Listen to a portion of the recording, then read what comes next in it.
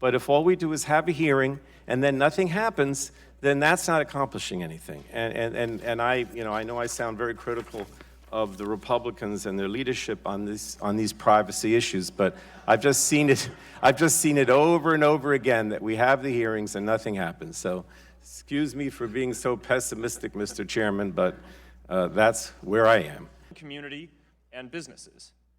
Just recently, will you make the commitment to changing all the user default settings to minimize to the greatest extent possible the collection and use of users' data? I don't think that's hard for you to say yes to unless I'm missing something.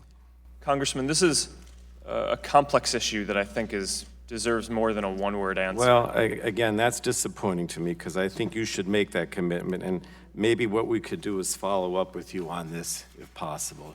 What is the difference between Facebook's methodology and the methodology of the American political pariah, J. Edgar Hoover?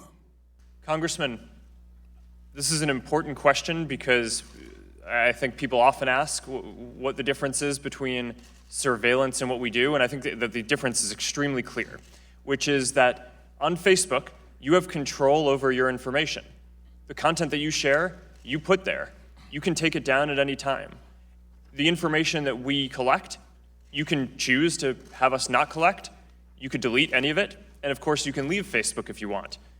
I know of no surveillance organization that gives people the option to delete the data that they have or even know what they're collecting. Was your data included in the data sold to the malicious third parties? Your personal data? Yes. It was.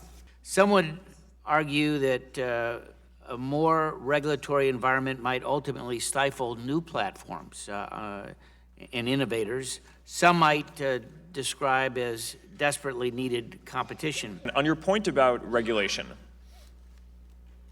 the internet is growing in importance around the world in people's lives, and I think that it is inevitable that there will need to be some regulation. So my position is not that there should be no regulation, but I also think that you have to be careful about what regulation you put in place for a lot of the reasons that you're saying. I think a lot of times regulation, by definition, puts in place rules that a company that is larger, that has resources like ours, can easily comply with, but that might be more difficult for a smaller startup to comply with. So I think that these are all things that need to be thought through very carefully when thinking through what rules we want to put in place. We've seen the Me Too movement and the March for Our Lives.